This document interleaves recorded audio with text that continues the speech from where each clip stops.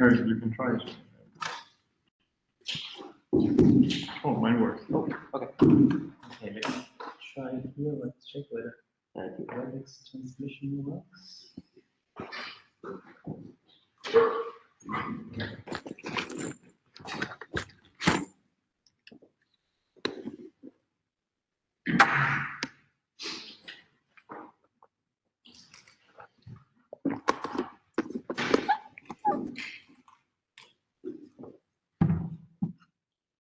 Okay, seems to work. I hope the sound is working. Sound test, sound test. Sound test, sound test. 1, 2, 3. 3, 2, 1. How can I see it? Click here. 1, 2, 3. Okay, it seems to be working. 1, 2, 3. I hope that. Anyway, there's nobody online. But the recording. Good to know. It seems to be working. I mean, claiming, but what's a little bit strange is that. Okay. Can you say something again? Testing 1, 2, 3. Okay. Now I see that it works. Okay, cool. Good. Amazing. Okay. So yeah, I'm going to talk to you about combinatorics and finiteness in lean. I want this session to be a bit more interactive and a bit more friendly than some of the others. Not that the others were unfriendly. But one of the things which characterizes combinatorics in general is that the definitions and the stuff you need from theory is usually fairly simple. And you tend to need much from MATLAB most of the time for basic stuff. But the proofs are difficult. And as you may have seen already from your projects, the proofs are the hard part of lean, rather than just writing down the statements. So I want to focus this session so much more on writing proofs and how you can go about writing some simple kinds of proofs in lean. And you'll see that it's often not as simple as it might be. But first, I should tell you a bit about the basics of combinatorics in lean.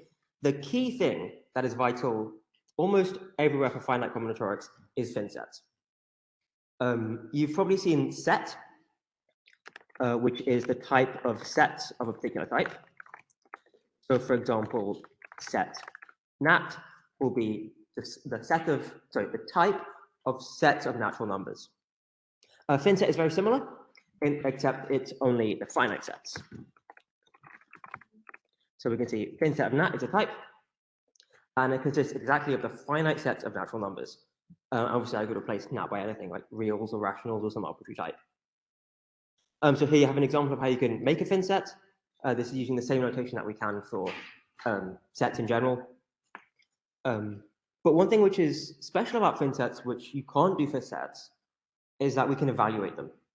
So because fin sets are finite, it also means they can be computable and constructible in lean.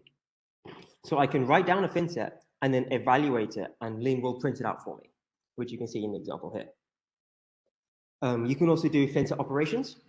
So I've got another fin set, 3, 1, and I can work out what the union is.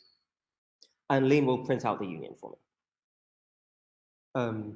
Okay, so from just that definition, it's not entirely clear that these are fin sets from the example I've given you.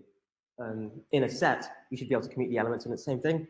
So just to convince you that that's how it works, here's a quick proof that the second fin set here, 3, 1, is equal to 1, 3.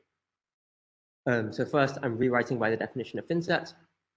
And then you can see up here, I've got 3, 1 equals 1, 3, and I'm using the lemma finset.paircob, which tells me they're the same.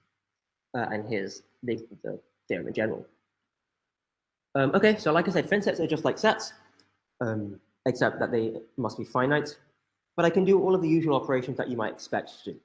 So here I've shown you the instances of union, intersection, insert, empty, subset, set difference, and singletons.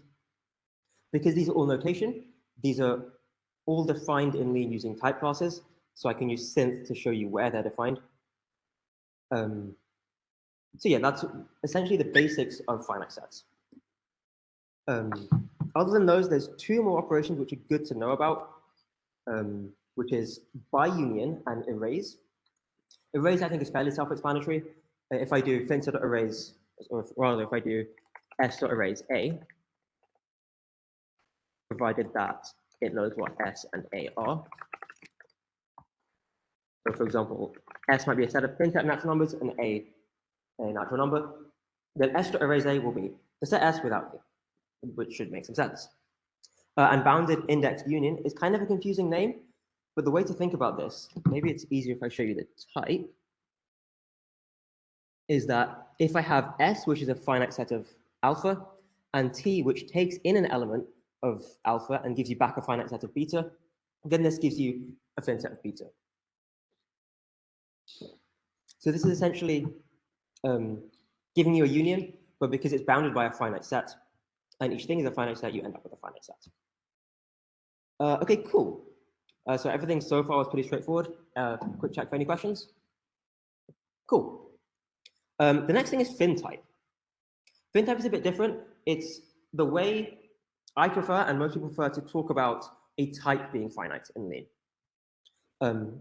So here's an example. If alpha is a type, then I can use the type class fin type alpha to mean alpha is a finite type. And once I've written that down, I can start saying things like, what's the cardinality of alpha or as a natural number? So I can now say something like fin type dot card alpha. And if I've done my opens correctly, maybe not sure I have, so I'll try it anyway. Okay. So right now it's in the fin type namespace, so I do just type fin type dot card. Sometimes it'll be useful to change that. Okay, one thing to note here is I didn't tell you how fin set was defined, and in principle, it shouldn't be that important how fin set is defined. If you're curious, it's defined as a structure where the first argument is a multiset and the second argument is a proof that the multiset has no duplicates, and multisets are defined as quotients. But most of the time, you shouldn't need to worry about how they're actually defined. You can do all the things you might expect to do with finite sets, but also evaluate them like you can't do with a general set. How fin type is defined is a little bit easier to understand. So I can just control click on its definition. We can see it's a class, which makes sense because I used it as a instance attribute, instance argument, sorry. And it consists of the finite set of elements together with a proof that for anything in my type, it's in that finite set of elements. So this is essentially saying, well, to be a fin type means there is a finite set which contains all of the elements. Okay, and once I have a fin type instance, I can write finset.univ, which will be the fin set containing all the elements. And this one is easy to prove by sim. Cool.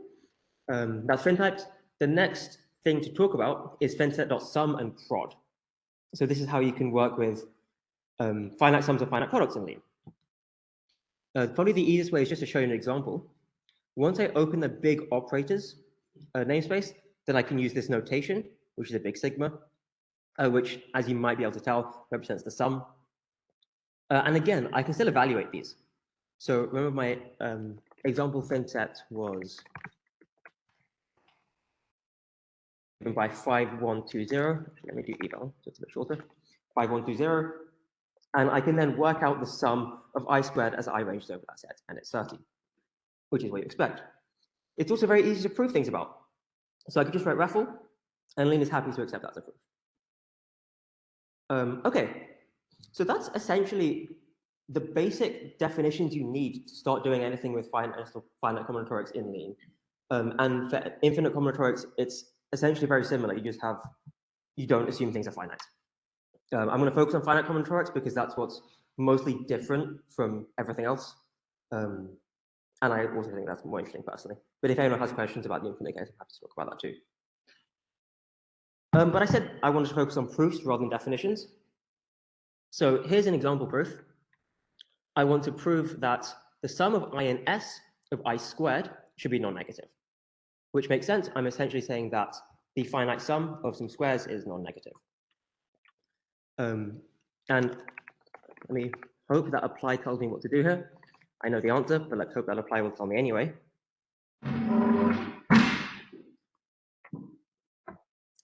Seems like it won't.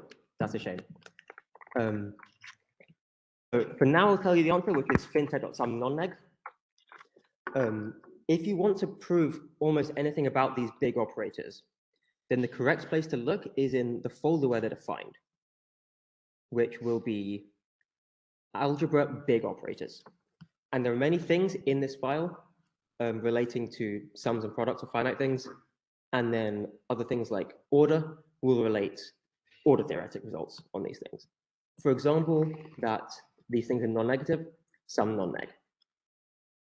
There is one important thing to mention here in relation to what Eric was talking about yesterday, which is this two additive attributes. So I mentioned that we have finite sums and we have finite products. And to avoid duplication, what we tend to prefer in Lean is to write down the product version and then use this two additive attribute to automatically generate the sum version. So to give you another example, let's look at something like prod insert here. And it also has this two additive attributes. So just to be sure, let's see what prod insert says. And then it will also generate finset.sum insert, and we can check what that says. So check finset.prod insert and check finset.sum insert. The prod insert says that if A is not in S, then the product, if A is not in S, then the product as X ranges over S, but I've inserted A of f of X, is f of A times the product of S. Which makes sense. You're adding an element to a finite set that wasn't there before, and then you just add that to the product. And for some, you have exactly the analogous thing, and even just switching between the two, you can see that they're obviously incredibly related. The key differences being I've gone from prod to sum up here, I've gone from commonoid to add commonoid, and the symbols have gone from plus and sigma to switching from multiplication and prod. Cool. So if you are looking for lemmas like this through files, this is something to be aware of, that you'll often see the multiplication version. You can also look at it in the Mathlib 4 docs. I personally prefer to do it in VS Code because then I have VS Code searching like regex and stuff. But either one works. So now that we've found this lemma, I've refined with it, or I could also apply with it. And what it tells me now is to prove the sum is non-negative, I need to just prove that every element is non-negative. So I can say intro I hi. And does anyone have any clever tactics I could use to solve this goal?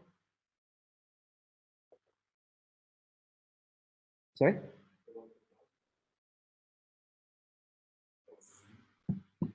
Simp might work. Unfortunately not. Sensible attempt. Any other ideas?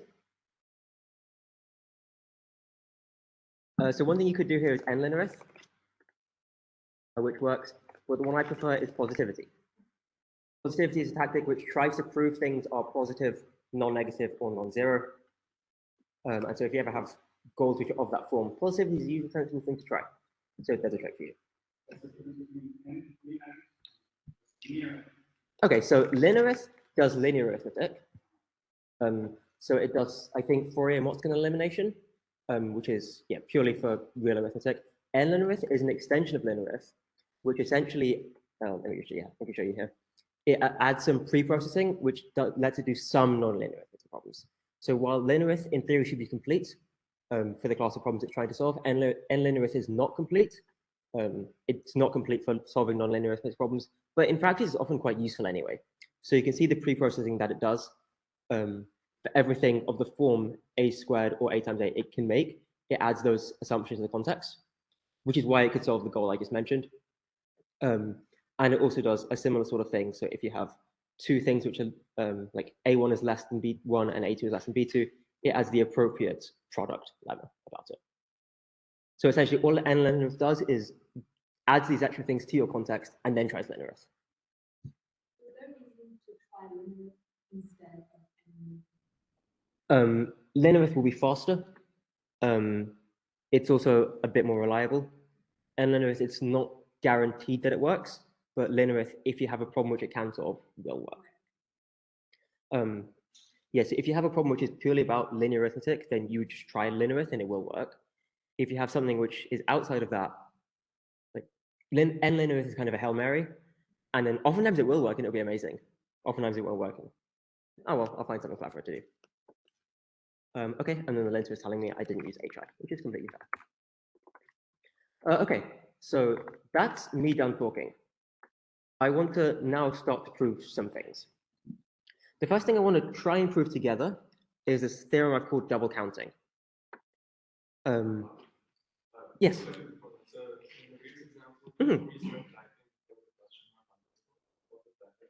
Oh, I think because that was the result of apply. Apply sometimes just generates question mark underscores. When refine, let me change this back to refine. If I put refine here, then it complains that it doesn't know how to fill in the blank. If I put a question mark there, then it stops complaining and generates a new subgoal instead. If I change this to a name like H, it does the same, stops complaining, but it also names the goal H. So I can now do something like case H and then work on that goal. Underscores in general just mean I don't want to name this thing, but I know it should have a name. Sure. So refine, if I write it like this, is essentially the same as exact. But refine also lets me leave some things as to be made actual goals by using this question mark notation. So it's like exact, but if it can't fill in certain things with question marks, it will make new subgoals for them. Yeah. No difference. I'm just used to Lean 3 where you had to type intros. In Lean 4, I'm pretty sure they mean the same thing, which is my habits. Okay, cool. But yeah, so in this case, refine and the apply changes to are doing exactly the same thing. Cool, okay. So here are 3 theorems which I thought we could prove. This one is not too difficult. These 2 are kind of difficult, but they might be instructive anyway. Let me read through quickly what they are saying. So this one is an example of a double counting argument. There is a lemma to do this already in MATLAB, but I want to work through it ourselves because it's a nice example of how to work with finite sums in practice, because this sort of thing comes up reasonably often. These 2 examples are some problems in proof from the book, and they're also quite nice. Supposedly this one on paper is meant to be a lot easier than this one, but in Lean they turn out to be about the same difficulty. Okay, so let me try and quickly explain what this one is saying in case I'm not sure I said what filter was. So t.filter is a finite set T, and it filters through that for the predicate satisfying this. This dot means the same as fun T, I shouldn't use T, fun I, goes to that. The dot is just nice Lean notation for that function. Okay, so what this is saying intuitively, I'm going to write on the blackboard, is I have a finite set S, and I have a finite set T. And I have some relation between them. So this is a finite set of elements from alpha with a finite set of elements from beta. And I have some relation between them, which is represented by R. So maybe this one and this one are related, but I'm just going to go over an edge. Maybe this one and that one. And then I'll do that. Not really. Maybe this one and that one are related. Maybe this one and this one are related. And so on. So essentially, this is just the data of a bipartite graph, but written in terms of finite sets. So that's what the S, T, and R are saying. Then this H left and H right. So this is saying that for every A and S, this particular set has cardinality at least 3. So to give a concrete example of that, if I fix some element A, which is what the form is doing, then I'm saying that the number of things in T which are related to A is at least 3. In my picture, that's not satisfied, but now it is, and I could add some more things. So essentially, it's saying that if I use the bipartite graph, there are at least 3 things coming out of A, but that's not specific to A, that's all of the things on this. Everything on this side has at least 3 A's coming out of it. H right is kind of the same thing, but on the other side, we're saying that for everything in B, there is exactly one thing from S which can be made. Okay.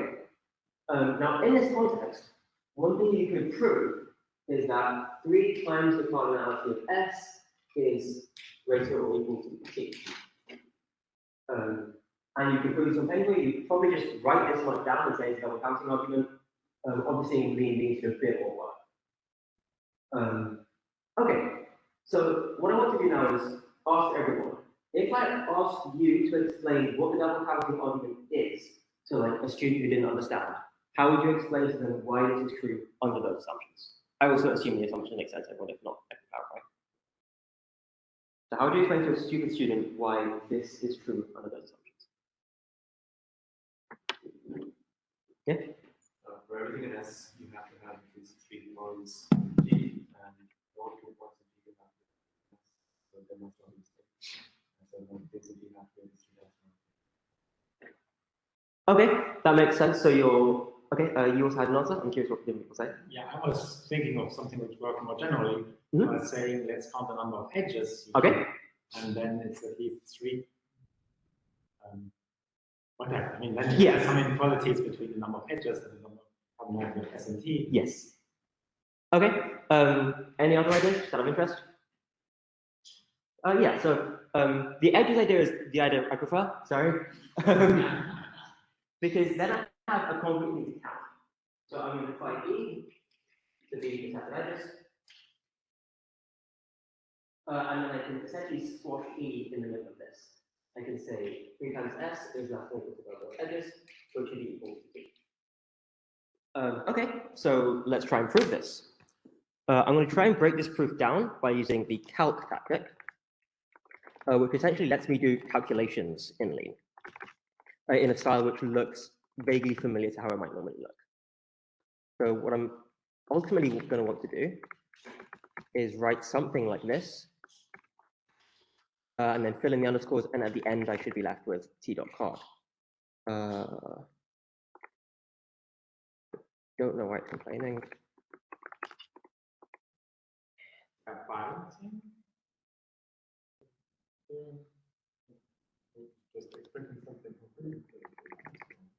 Yeah, that's probably it. Okay, I'm just going to put 0 there as a placeholder. Yeah, okay. So what we're essentially going to do is try and fill in a chain of inequalities to make this work.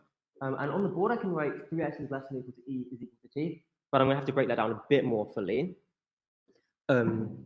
So I'm going to write on the board how I want to plan to do this, so that it's a bit more clear when I'm writing it. Just so them feel happy. The first thing I can say is that 3 times S is equal to the sum of X and S of 3. I hope that's fairly self-explanatory to everyone. And now I can use H left to say that this is at least X in X of the number of things in T, so I in T, so that R relates X and Y.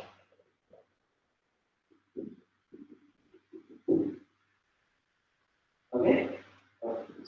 Making the microphone go weird. Okay. Can anyone see why I might want to change this value to the power? Can anyone see what I might want to change this into, which might get it closer to that one?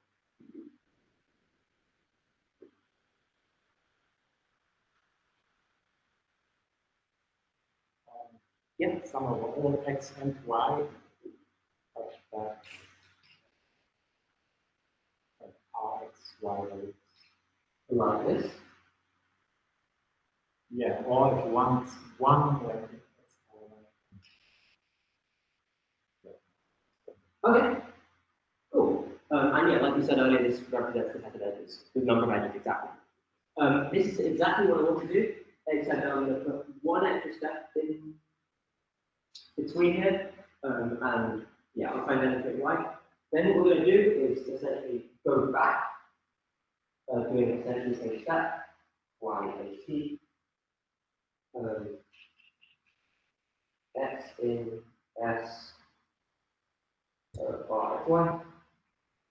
And from there, by using h right, we should be done. Okay, so now let me actually write this up. So what I'm aiming to show you here is that these computations, you do need to put them in some detail, but the detail that you need to put them in is fairly simple if you really break down what the proof is doing, which is kind of what you need to do when formalizing anyway. Okay, so the first one, this one's actually inequality. Then the next thing I said was this is less than or equal to the sum of A and S, or P dot filter R A dot card.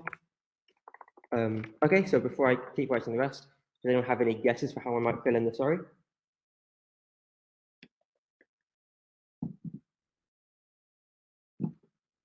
Feel free to shout out anything. Sorry? Not quite yet, because all I'm trying to say now is that the sum of A and S of 3 should be 3 times the cardinality of S. So yes, I should say, right now the goal is prove that 3 times the size of S is the sum over A and S of 3. Unfortunately not, but it's a sensible thing to try. Yeah, lots of these things are not true by definition, even though they feel so fundamentally obvious.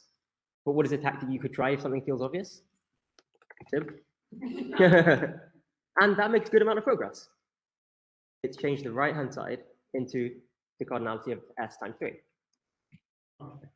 And then I can do ring, or I could do rewrite Molcom, or I could do anything like that to make it work. I'm going to ask Simp what it did for the sake of explaining, and it tells us this very helpful lemma, which it turns out is exactly what we were hoping it to find. It says that if you sum over x and s of b, you get the cardinality of s times b. This is another instance of the underscore showing up, where if I gave it a name, Lean would complain, you've given this thing the name x, but not use the name x. But I also still want to call it something, so I call it underscore x. So Lean doesn't complain, but I can still refer to it informally as x. I could also just write it as an underscore here, and that'll be fine. Oh, apparently not. Oh, I didn't know that. Okay. I'll leave it like that for now. Okay, so that's the first step. This next step, I will give you a clue in that I have a sum on this side and a sum on that side. So and I'm going to give you a clue that I want to use the naming convention to guess the name of this lemma. I've got sum less than a sum. What could it be called? Is that an LE or an LT? Apply sum LE sum. Oh, fintech dot. This is all in the fintech namespace. I should actually open fintech. That would be sensible. So yeah, when I open fintech, it just means I don't need to put fintech dot in front of everything. So now that I've applied that lemma, which we happen to come up with the name of, now this goal looks very promising. It's saying that for every I in alpha, if I is an S, then this cardinality is at least 3. How can I finish this goal?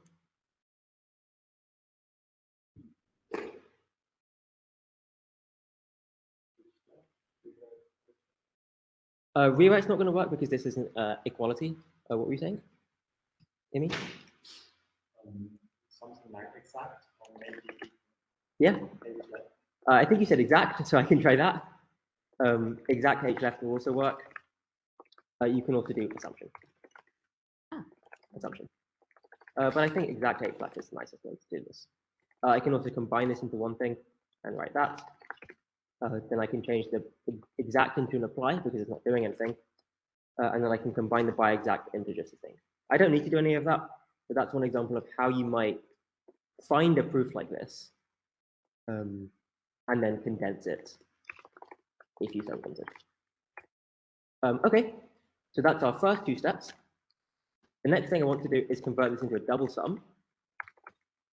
I'm going to literally write it as a double sum rather than combining the things for the moment. So I want this to be the sum of b in t, and then if r a b, then 1 else 0, which is the way I can write the indicator 1 function that I mentioned earlier. So that you mentioned earlier. Okay, any guesses for how I could solve this?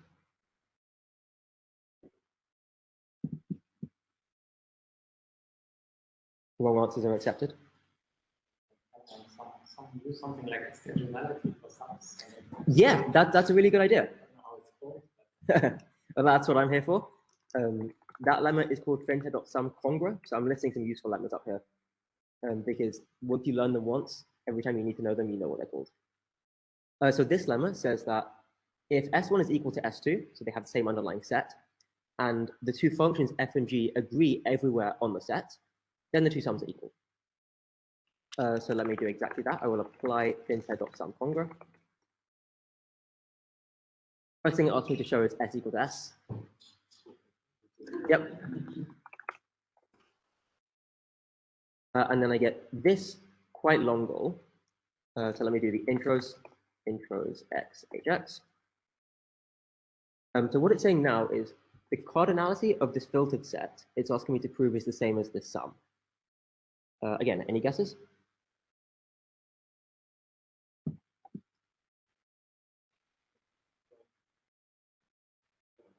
Yeah, unfortunately not, because it's summing over b and the thing inside the sum is changing.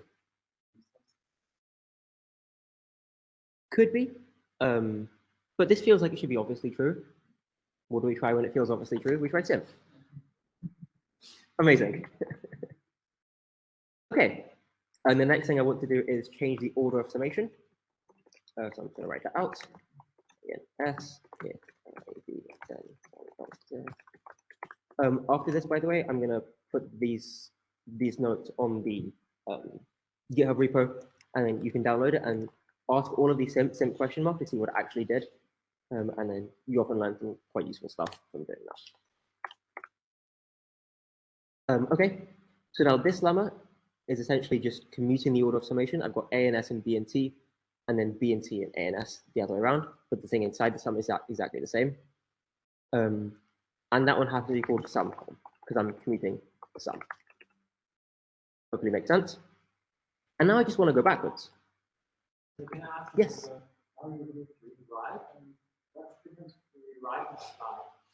Okay, so rewrite will change something in the goal, change a subterm of the goal specifically, according to a equality law.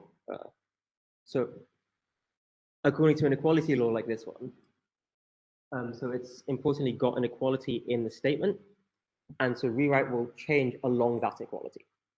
Rewrite will do the same thing if it's an if and only if as well. Whereas apply, instead of liking equalities and if and only ifs, apply likes implications. So sum dot congra is essentially the implication that this condition A dagger implies this equality of sums. And so when I do that, it will generate me two new subgoals corresponding to the arguments H and A dagger to fit in.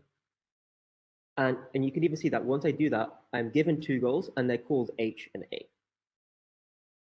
So apply essentially works for implications so that if your lemma is of the form P implies Q and your goal is Q, it will change the goal to P. Rewrite will change what's in the goal along equalities or along if and only ifs. And apply doesn't work if you have an ODF lemma. No. Then you have to say lemma dot one or something like that. Or rewrite. Yeah. So yeah, the key thing is apply is for implications, rewrite is for equalities or if and only ifs. Cool. And then, I couldn't hear. It would give me 2 hours, I think. I think I could do exact here. Yes, exactly. So I can just write exact sum com in this case, and it would work. And again, I can do this trick of by exact is actually doing nothing, so I can completely remove it. I'm going to keep it like that for the moment, though. What would probably happen if this were to end up in MATLAB is that all of this would be condensed, but I am also, there is a lemma to do this automatically in MATLAB anyway. But I'm working through this to show you how these things with finite sums might work and how the argument of where it's obvious, and then it's obvious if you count edges, and then how do you actually count edges? How you break down that process from a proof on paper. This isn't unique to combinatorics. I think it's just an easy way of demonstrating examples. How that process can happen on paper, and then how it gets translated into Lean, and while at the same time showing you how to work with thin sets. Cool. So finishing this off, hopefully this should be fairly straightforward because we're just basically doing the opposite of what we just did. Well, this should be s.filter r.b card. I'm going to try simp here, and I know this will succeed because simp can actually apply its rules directly inside of here. So I didn't need to use the congruence rule. It's useful to do. Most of the time, simp won't work for this kind of thing because your condition will be more complicated. But in this case, it happens to work. So I'm just going to write that.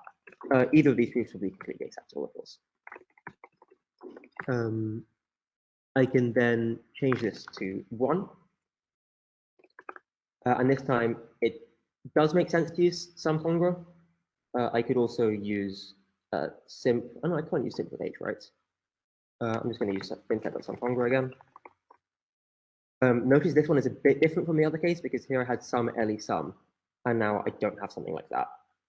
But I can do the same trick I did earlier with sum congra, and now exact h right should work. Cool, and then to finish off, our favorite tactic, simp. And then it's complaining a lot. I named something which I didn't need to name. Cool, so there's our proof. Hopefully that makes sense to everyone. Any questions?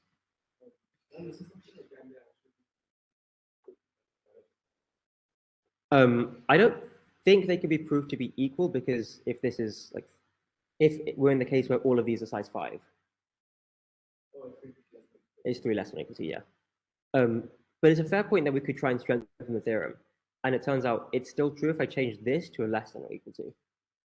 I would need to change what's written in this step. So this would become a less than or equal to, but I would still end up with the same conclusion. And so the version which is actually in Mathlib for these things has a name for this, so you don't need to keep writing it out. And it also, can I find it? I won't be able to find it quickly. It's in Combinatorics double counting, which makes sense.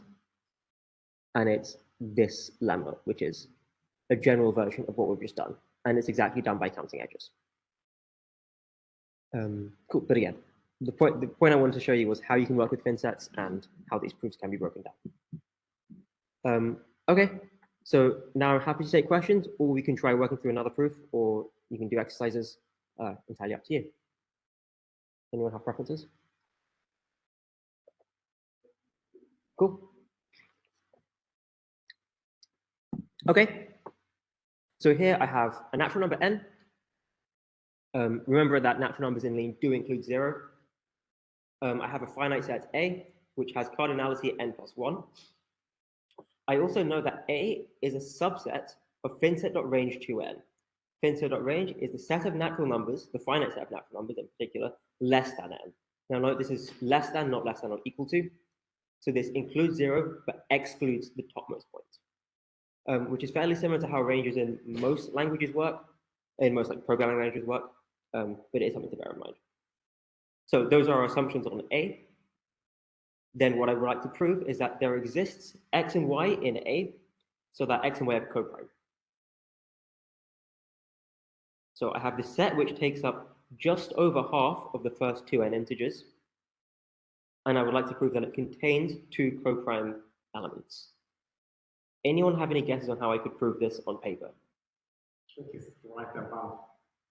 Oh, I should have got rid of that. That's a good point. So you have a hint. Yeah, go ahead. Those 2 consecutive numbers in Mm-hmm. and yeah, principle numbers so they're consecutive. Cool. Yeah, okay, so that's exactly the proof I want to formalize. But again, I'm going to push you to give some more details because Lean is a stupid student. Can I ask something? So Yeah. this by concept dot range. Yes. Is there? I think there's another notation for this. I don't think there is a finset.range. Or maybe I mean some notation which just gives you the set of the first and natural numbers. I don't think there is for finset.range. I think there might be for some other types of range, like the array ranges. Oh, this is what yeah, I think something that's which is used in matrices and things like this. in matrices. I think matrices. I mean the fin type. I think maybe fin type. I mean the type fin. Oh, the type fin, yes. Yeah, that's a good point. So there's also this type fin n. Yeah, that's fine. Yeah, okay. So this is a type, and it contains all of the numbers which are 1 up to n. But I'm interested in this as a set of natural numbers So rather than also the type. construct Yes. So, yeah, so I could also say that A is a fin set of fin n plus n fin 2n, but a subset of the numbers up to 2n. and then this condition can go away. That's already implied. Because of the co-prime condition, it's easier for x and y to be natural numbers rather than elements of fin 2n. Just, it's more convenient for me to take it this way for the purpose of this theorem. But they are definitely equivalent, and I could do it either. That's also a good point to mention that fin n is a fin type, as it should be, because it's a finite type. And I can check that. Also, fin n, so the inner are not natural numbers. Yes, the elements of this are not natural numbers. Yeah. The elements of this are, maybe we can even see. Yes. The elements of that type, which are a structure given by a natural number together with a proof that's less than n. So under the hood, it's a natural number together with a property, not just a purely natural number. And yeah, I can prove that it is a fin type. And it finds the inputs for me, which I can even check. Cool. Okay, so we've got two big clues for this theorem now. One is this thing I've given up here, and the other one is the pigeonhole principle. So what are the pigeonholes that we're going to make? Consecutive numbers. So let's say for the same example, I'm going to say 8, n equals 4. So the set I have to choose from is this. And it stops at 7 because I'm going up to but not including 8. So which consecutive numbers are there? Okay. So 0, 1, 2, 3, 4, 5, 6, 7. So those are my pigeonholes. How am I going to fit my pigeons into my pigeonholes? It's a stupid question, but I'm asking anyway. Which pigeons go in which pigeonholes? Sorry? Yeah. Yeah, exactly. It was an easy question. Okay. And then, how am I applying the pigeonhole principle to this?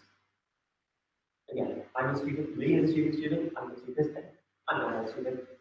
Lee is a student, how are you going to explain in as much detail as you can how we apply the pigeonhole principle to this?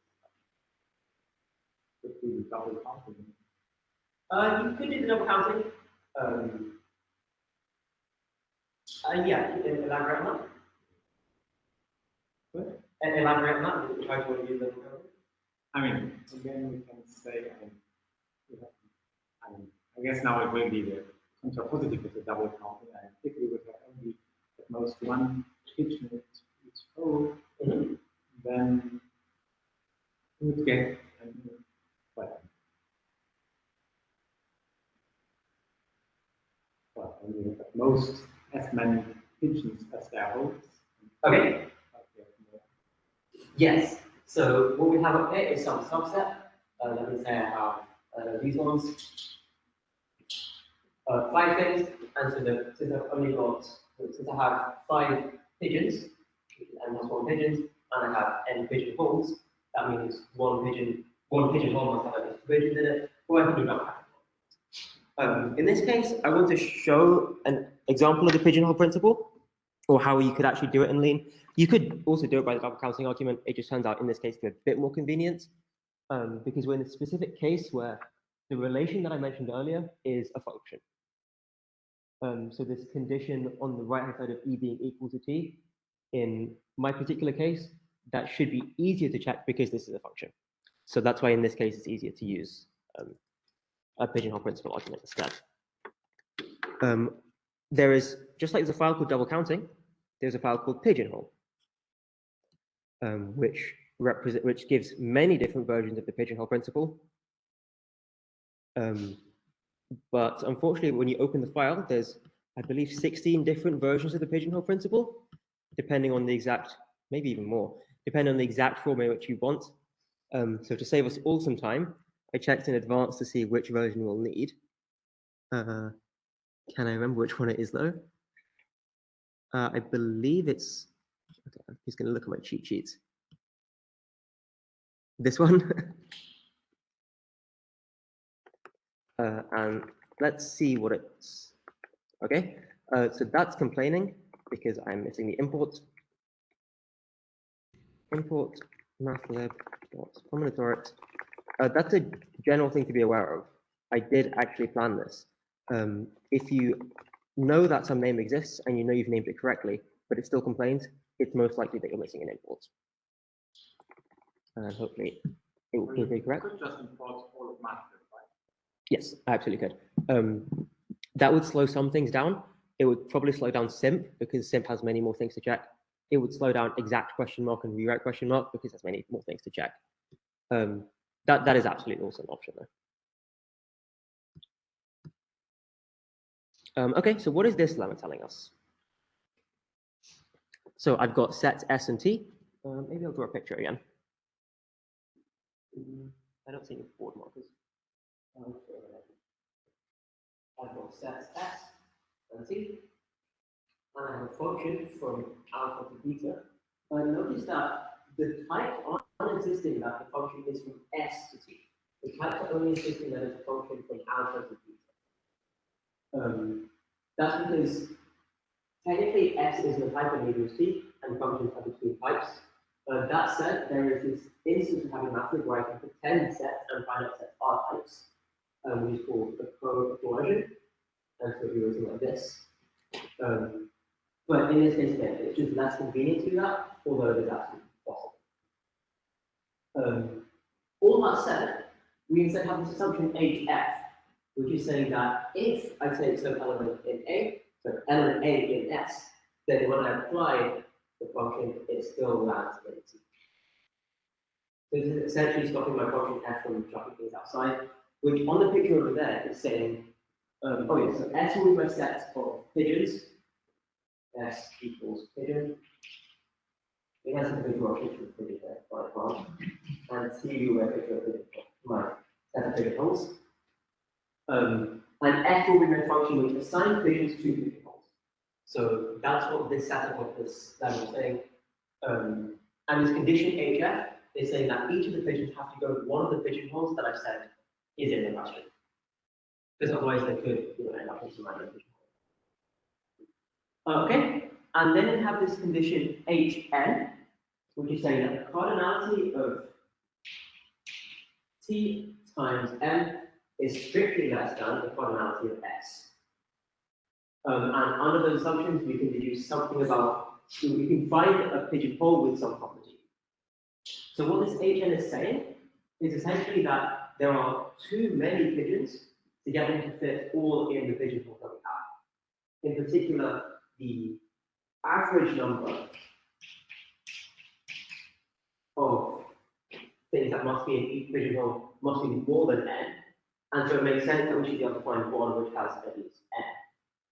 Eventually, absolutely more than n. And exactly that's what the conclusion is saying.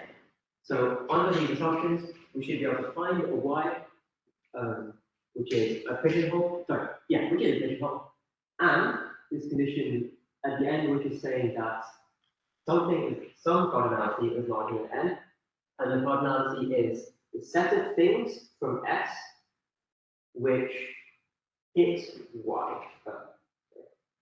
X in S, where f of x is equal to y. So translating this back into my picture over there, it's saying that y is the pigeonhole at the bottom, it's this one, and the number of things at the top which land in that pigeonhole must be strictly more than n. And from the setup of the question, we're going to have that n equal 1. This will be my set S, and this will be my set T. And we can then see that the condition Hn should be satisfied. It's very clear from this picture that Hf should be satisfied. And under that, we can find one of the pigeonholes which has more than one thing, in particular has at least two things, which land in that set. Okay, so hopefully it makes sense why that lemma is the right thing to use. Sorry, can I just? Yes. I think I didn't get why is it more convenient to write f from as a function from alpha to beta than s to t. Okay, that's a good point because I didn't explain why it's more convenient. I just said it. The reason it's more convenient is I think this might be easier to explain by an example.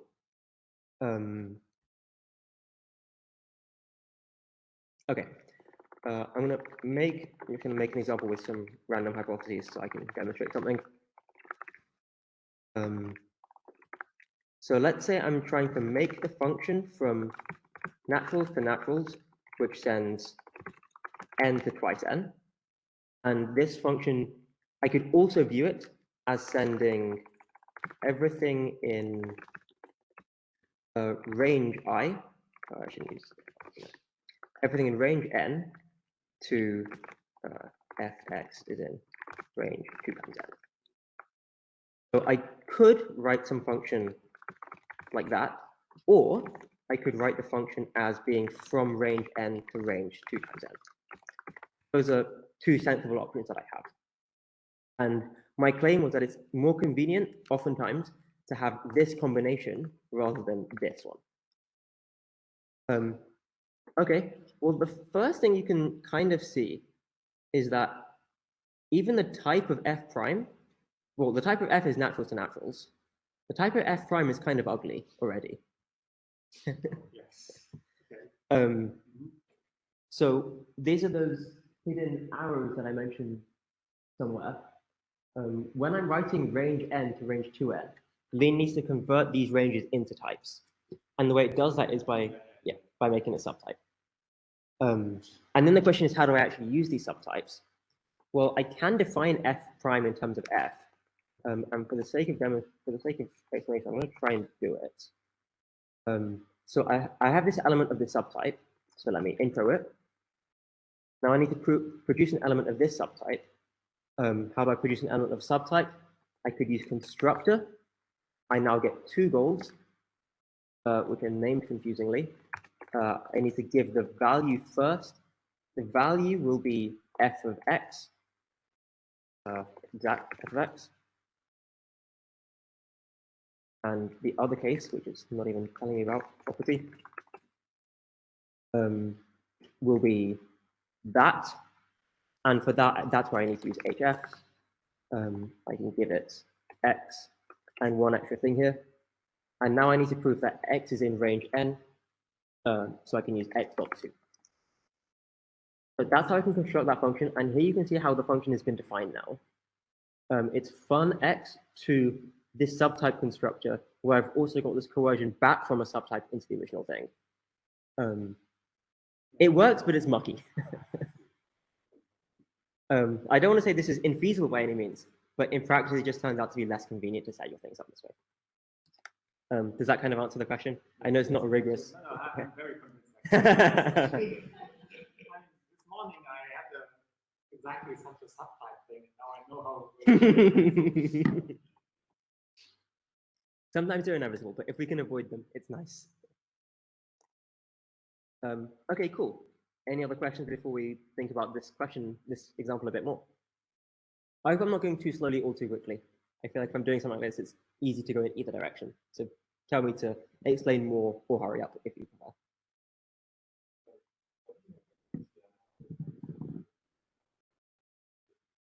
prefer. It is. I just wanted to put it there because it was accidentally a hint. It was on purpose a hint, actually.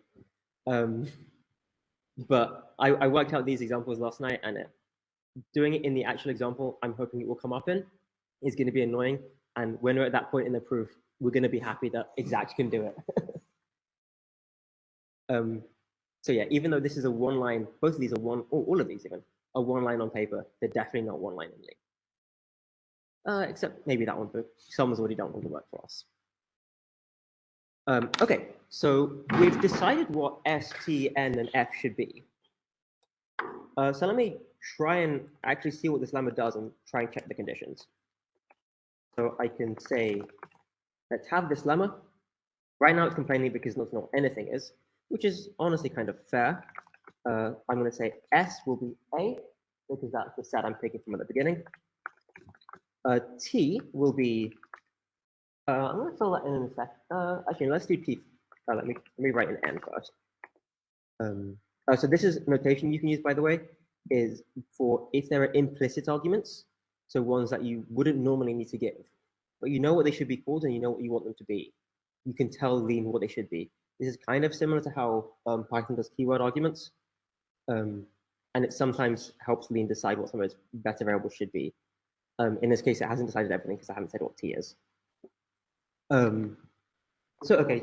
Sorry, instead of starting to put in the implicit arguments, put in the explicit ones first and see whether Yes. the implicit ones you need. Yeah, you absolutely could, but I haven't. The explicit ones are HF and HN, which are these two conditions, which we haven't proved yet. If I had proved those first, then it would be sensible to fill those in, and eventually that's what I probably will do. I will prove those, and then it will work out ST and N on its own. But for the moment, we haven't even decided what T should be, so I think it's a bit premature to try and write down HF. Well, that's kind of okay. We've worked out what T should be on paper. Now I've given you these constructors, or these things that you can do with finite sets. There are a couple more which I haven't mentioned, finset.image, finset.filter, and finset.range. So range we talked about. Filter I briefly talked about. It essentially lets you filter by a predicate. An image says if I have a finite set of alpha and a function from alpha to beta, then I can produce a finite set of beta. So how do I write down my set of pigeonholes in Lean? Sorry, can I ask? Yes. Yes. So that notation is for set.image. So that will do the same sort of thing, but take a set to a set. Yes, exactly. And similarly, there is also notation for inverse image.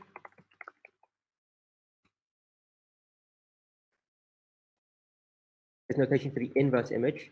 Oh, it's confusing to read. Where if you have a set of betas, then it produces the preimage of that under a function. There is kind of a finset version of this, but it's not as convenient because in the general case, you don't know that this result will be finite. Because you could, for example, map all of the naturals to 1, and then the preimage is obviously not finite. When you say that, okay, sorry. No, go ahead. The notation to take the image of the set, theoretically, one could have implemented this in a way to make both of insert and set, right? An instance of image thingy. Yes. Yeah, you could. No one's done it yet. But we do have that for many of the set operations, but not for image. It's a fair thing to ask for. I think there may be some weird technical reasons related to decidability why it's inconvenient to do that, but I'm not too sure on the details of why the decision is. But yeah, it's a fair thing to want. There's also notation to do filters in set theory, or in sets, sorry, not in set theory, where you can write it kind of like I did over there with y and t and then the bar rxy. We have that notation for sets. We kind of have that notation for finsets, but it doesn't really work. So that's why I'm just using the filter writing instead. Because that's the same case where in principle we could have notation for this, but we just don't. Does someone else have a question? Cool. In that case, I have a question for you. How are we going to make our set of pigeonholes using the stuff we can do for finsets?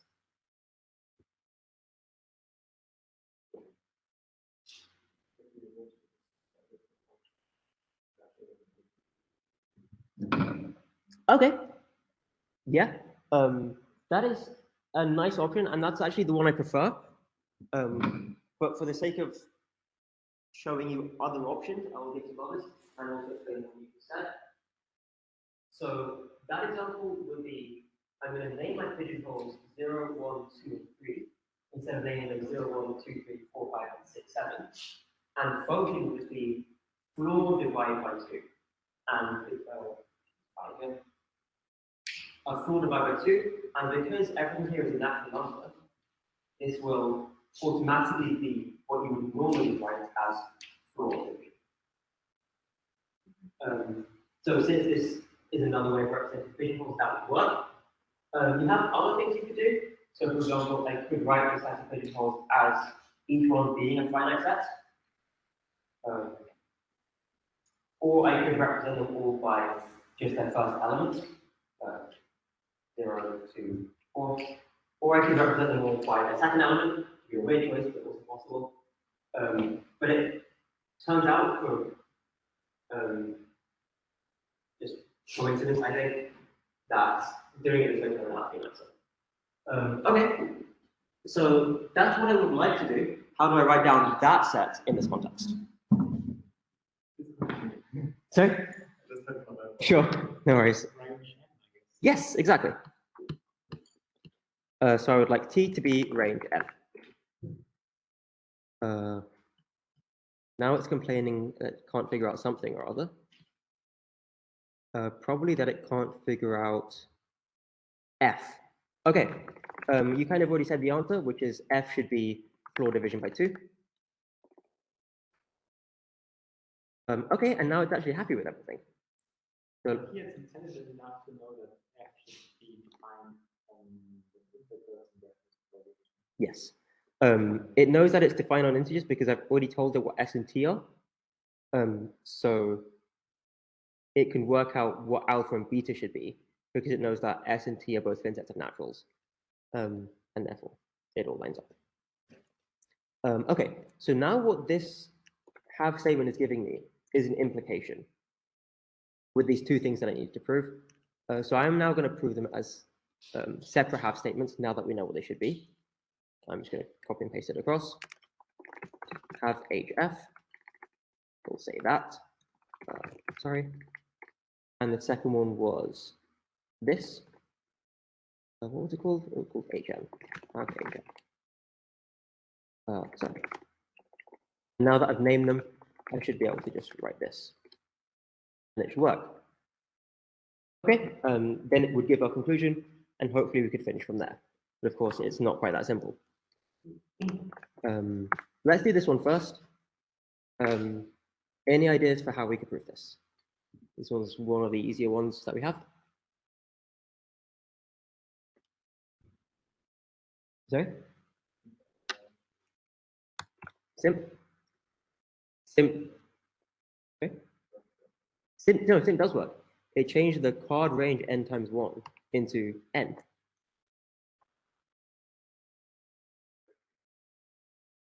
We write AJ. And now it's asking me to prove n is less than n plus 1.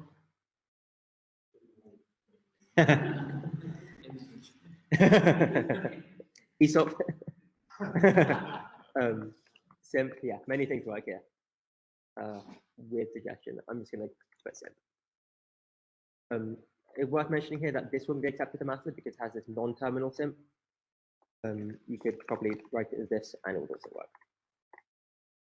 I'm actually going to keep it how it was though, so we can have a look at this later. Okay. Now I have this lemma, or this. Sorry, can I Yes. ask, when Martin had used simp only, this is allowed? Yes. Yes. Non-terminal simps are disallowed. Non-terminal simp only and terminal simps are completely fine. Yes. Exactly. That's one reason the question mark was made, so that it was easy to fix this kind of issue. Okay, so now I need to prove that anything in A, if I divide it by 2, is in range n. I'm going to take a few obvious steps. I can introduce the element. I'm then going to use the definition, or not really a definition.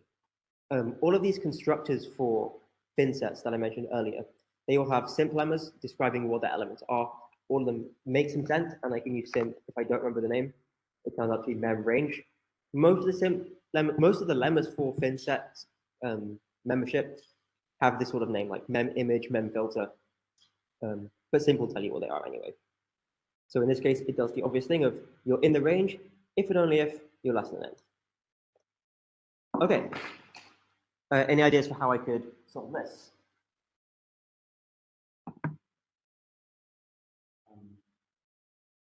Apply mem range on HA prime.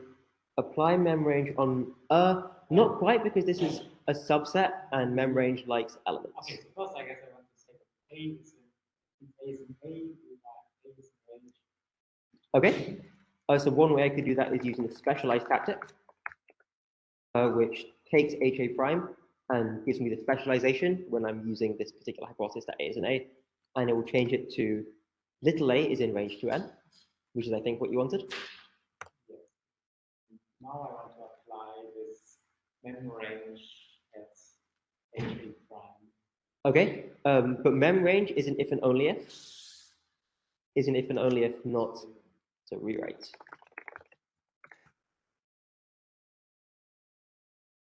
Okay, now what could we do? Sim. Oh. Yes. Oh, no.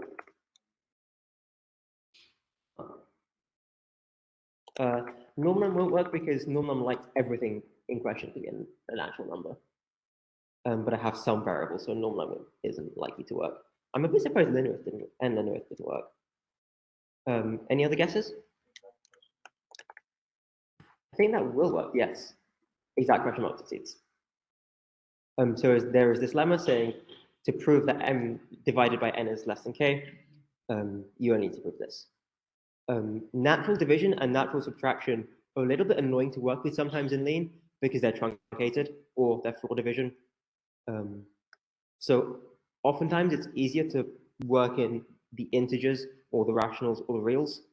But in this case, it actually is floor division that we're looking for. So I do want to get like 2 and 3 to hit the same pigeonhole. But yeah, exact question mark does exactly what we want. Okay, so that one was quite pleasant. Now what I have is that there exists y, which is less than n, and that pigeonhole corresponding to y has more than one element. The first thing I can do with, actually, yeah, can anyone remember from Jakob's talk on Monday what tactic I should use to make some progress there?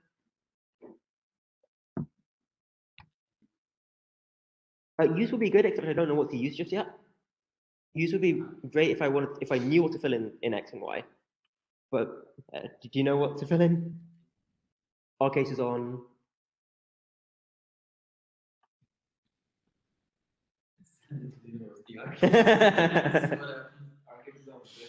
Yes, exactly. Our case is this. I'm just going to name things because I know there's 3 of them. And this is going to split this existential into 3 things: the natural number y, the proof that it's in range n, and this cardinality property. Just because we've done it already, I'm going to rewrite with mem range at hy. Now what I'd really like to know is that if the cardinality is greater than 1, then there are 2 elements, at least 2 elements in this set. Because those are going to be the 2 elements which map to the thing I'm looking for.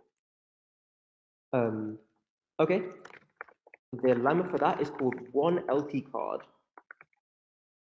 which makes sense because it's about 1 being less than the card. I'm hoping that rewrite would also find that if we didn't know the name. Yes, so rewrite question mark also finds that.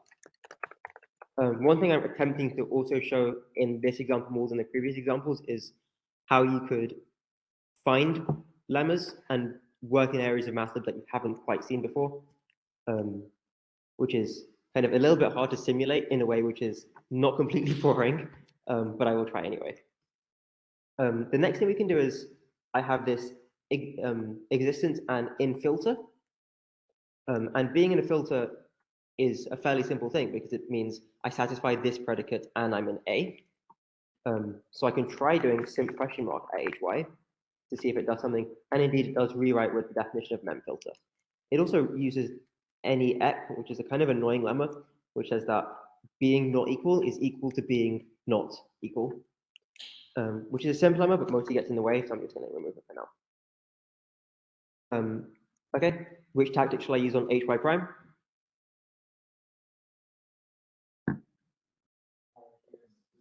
Yep.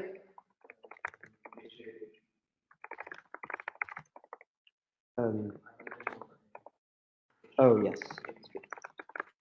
I believe that should work. No, actually, that wasn't right. Did you see our cases question mark? Oh, that's a shame. Someone should make that. Our case is hy prime with a ha, b hb. Maybe that's what someone was saying already, and I wasn't listening properly. I can also break down HA further One nice thing about R cases is that the R stands for recursive, and so I can keep doing it as much as I would like. In particular, I can break these down way more. Okay, so now what might be happening is that we're a bit lost in the algebra. I started with this nice question about some natural numbers, and now I've got a bunch of things A and B in my cases named intro, intro, intro, intro, intro, intro. So let's step back for a second and see what's actually happening here. We found our pigeonhole Y, which contains two elements. This one is Y. We then use the fact that it has at least two elements to pick two elements from it, which we've called A and B. Since these were two elements, we know they must be different. So I have A not equal to B. I also know that, so A, oh, sorry, it should be A, and F, B. Oh. So what I should say is that this is Y, this is Y, and the elements A and B, which might not be these two, might be the other one, or lean right now, it does technically know they're not the same. I'll come to that one in a second. But these, there are two things which map into that. So F of A equals Y and F of B equals Y. A is not B. We also know that A and B are in A, so they are actually divisions. This actually means that the floor division, I'm going to write it like this so we don't forget that it's floor division. These two are both equal to Y, and I think that's all the information we have. Okay, so we've got our two divisions, A and B. We know that if we floor divide by 2, we get the same thing. We know they're different and they are actually divisions. And what we would like to do from all that information is find elements x, y in A, which I'm going to write. Okay, so can anyone guess what those elements x, y might be? Yes. Use A, and then B, and then HA, and then HB. Use has this comma notation, which lets me fill in a bunch of existentials all at once. I mean, already before I was about to suggest use 2y and 2y plus 1. Yeah, okay. You can continue your way. Because... Yeah. Hopefully they should be the same thing anyway. Except for the fact that in the version... It's a little bit different, yeah. We can come back to that and try that again later. But I'm going to stick with this for now. So what we would like to say is that A and B, one of them is one more than the other. This is the point in the proof when it gets a bit more difficult than it seems, because I've now got floor division happening, and I need to show that one is more than the other. So intuitively, does anyone have any guesses what I might do to proceed in this goal?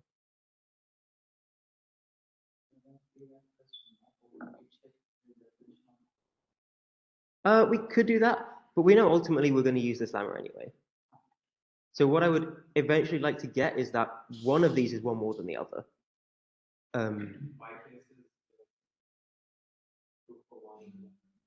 Okay, that's a nice idea. If you were doing this on paper, would you really do cases of A is less than B and then cases on B is less than A? Or would you do something a bit clever? You say without loss of generality. So let's try that. Without loss of generality.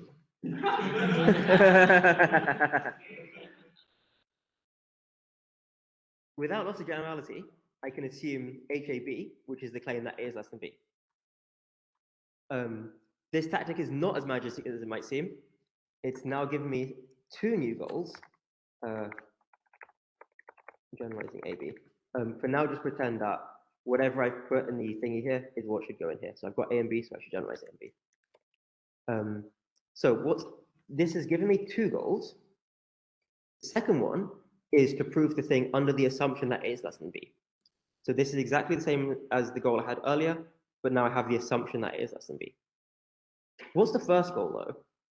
The first goal has given me a strange assumption, this, and the assumption HAB prime, which is that A is not less than B. So what this is saying is, prove that this is actually without loss of generality. This is saying if you don't have that A is less than B, but I've given you that the other case does work, prove that this case can be done. Which is what without loss of generality should mean. So hopefully this should be easy to prove.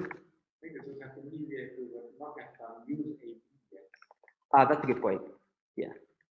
I'll keep that commented out to keep in mind for later. Yes, that's a very good point. Thanks for that. Okay, yeah. Any ideas for how we could solve this?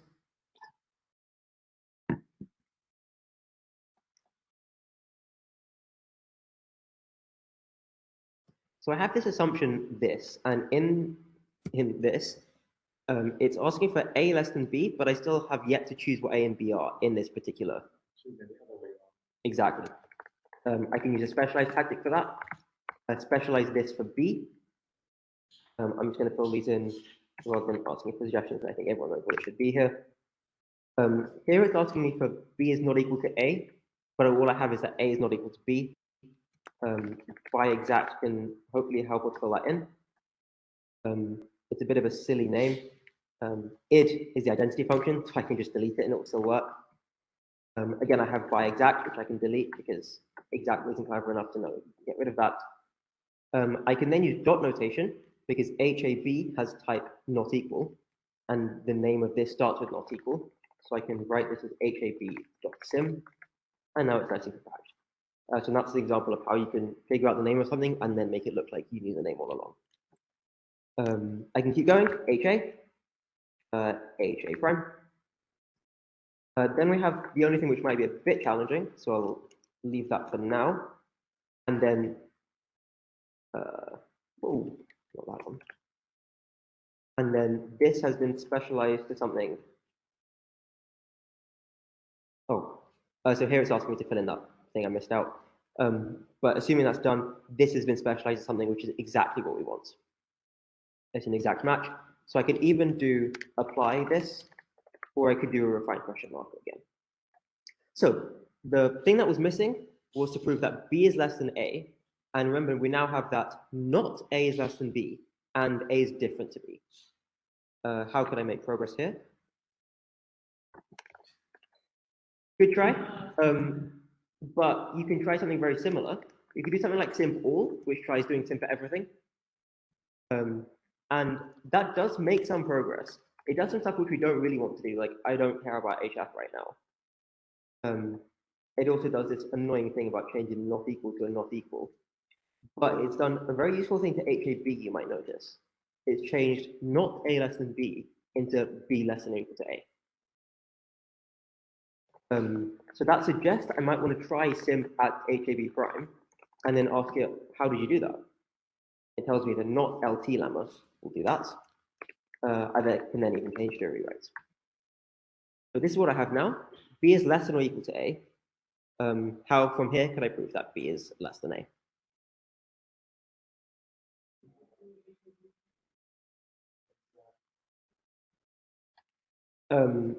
The suggestion of combining this with this directly, I don't think would work because this isn't literally defined probably as an or of two different things. I don't think this would directly work. Exact question mark is a good suggestion. You could also do it by contradiction, but I think exact question mark is a nicer idea. And it finds the exact thing to combine the two facts and make it work. Again, it's giving me this id, which I don't need, and I can add in this symmetry. And yeah, I'll leave it like that. Again, all of these could be condensed more. I'm just doing it a little bit, but not too much. Okay, so now we've got a without loss of generality, which is even better than what you wanted. Okay, so we can now assume A is less than B. Any ideas for what we could do now?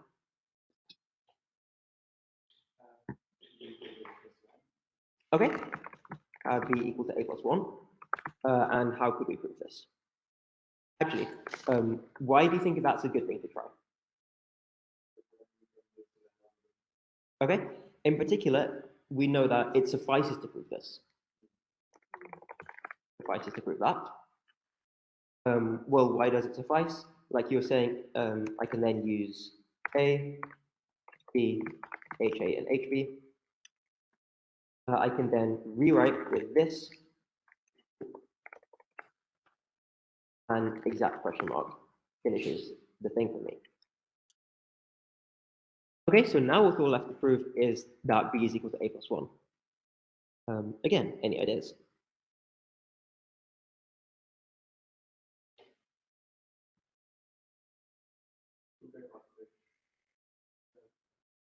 Okay.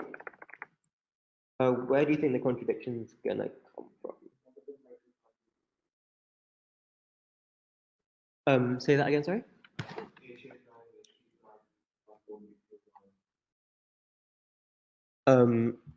Okay, why not?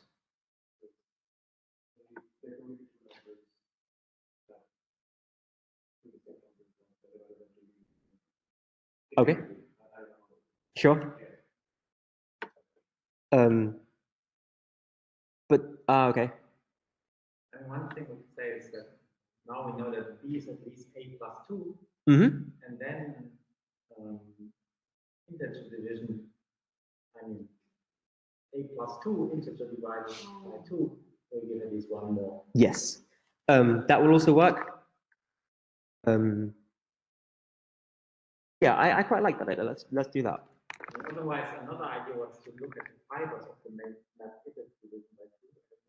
Makes sense. I mean, this was an idea before. Yeah. Look at the fiber of this, say this is a fiber with 2 elements, without 2 elements, so the sets are equal. Yeah. I think that would work. That could also be a nice alternative way of expressing the original set of pigeonholes in the first place. I don't think there is already the lemma that the fibers have exactly 2 elements, though. There is some stuff which is kind of close, which I will show you in case it's useful. Lemma, which is saying, if I take a number mod 2, it should be equal to 0 or 1. So here, I'm saying mod 2 should be equal to something, and it's telling me what the rest of the name is, 0 or 1. Not dot. So here, now I know that a mod 2 is 0 or a mod 2 is 1. And this is very useful because there is also a relationship between the integer division and the modular function.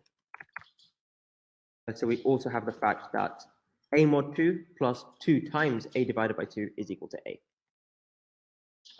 So using these two is how I originally solved this problem, but I'm sure there are many solutions to it. I quite like the one where we show that a plus 2 is at least b, so let's try that. A plus 2 is at least b. Any guesses?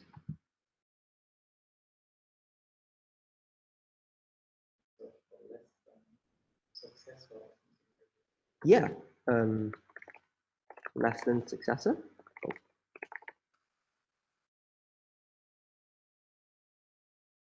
Sorry, something like this. I don't know if you saw at the bottom there was a very helpful lemma. Yeah. Really gone. So LT suck of, and one thing you said there was or, so I'm just gonna say I want LT suck of or. Oh, that didn't do what I wanted. This is what I was looking for. LE suck if X or LE. So let's see what that's saying. LE suck if X or LE. Doesn't exist. Oh dear. I thought I just saw it.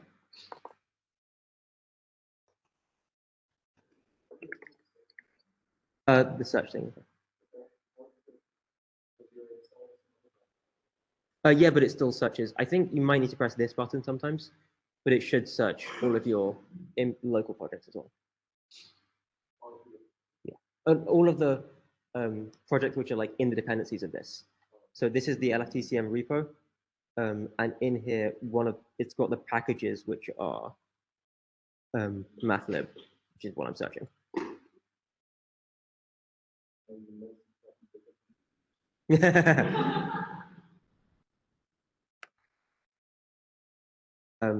Okay, so unfortunately that didn't quite work. I'm going to make some guesses at what might work instead. Oh, that's a good idea. Right question mark. Add suck, not helpful. Add com, very not helpful. This might be the one you were talking about. LE, if and only if LT or quality. Potentially useful. I think these two look the most promising. Which one? Or this one maybe. Which one do we feel like doing?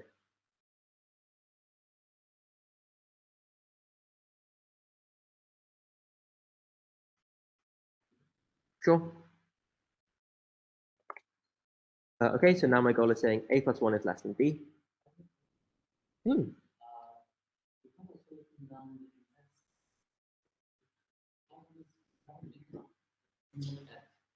Oh, right.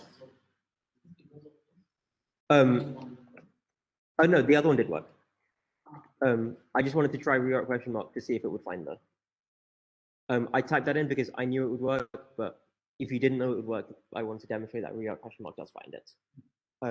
What at does in general is it turns every implicit argument into an explicit argument, so you can type them in. It's kind of a worse version of what I was doing earlier with the colon equals. The reason rewrite question mark gives the ats like this is a bug in rewrite question mark. You don't need the ats. Most of the time, anyway. Okay, so this is our goal. Any guesses again?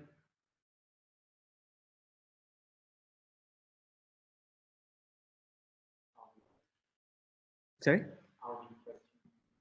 Oh, yeah. Good work. You're not sorry?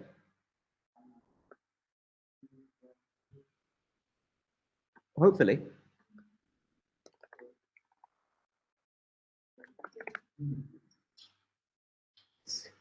How did you know? And so yeah, this is essentially the same thing that we did up here. Okay, so now I have that a plus 2 is less than or equal to b. So our approach to keep going was therefore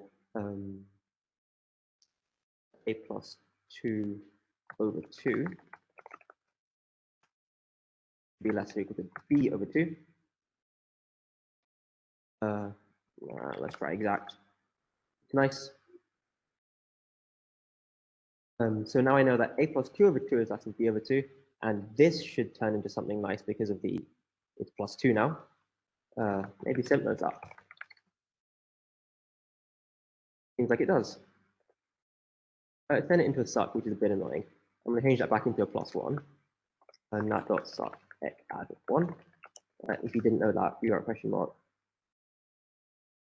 Add this. It does something else sensible, actually. I'll ignore that for the moment, but unfortunately it didn't give this lemma, which I was hoping it would give.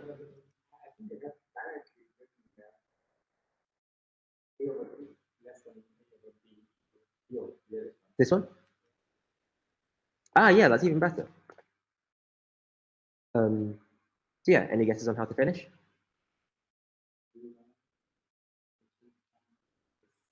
We write HA prime at this. We write HB prime at this.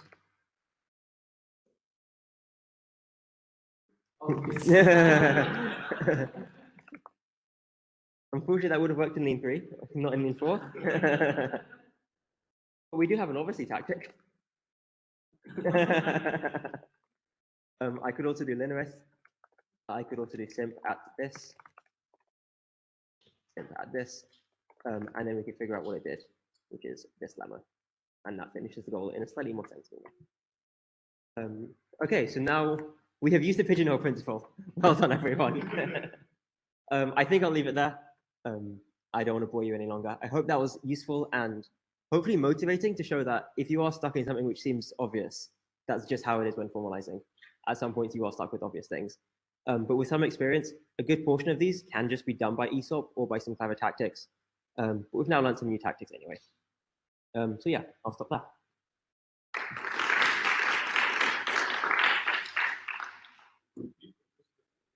Yes, I will. Yeah, there's also, this can be an exercise.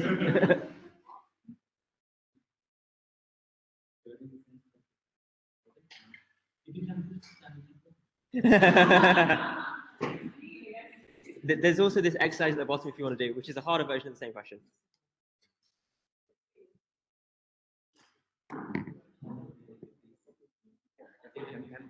Ah, yes. Yes. Where's it gone? Oh, down here.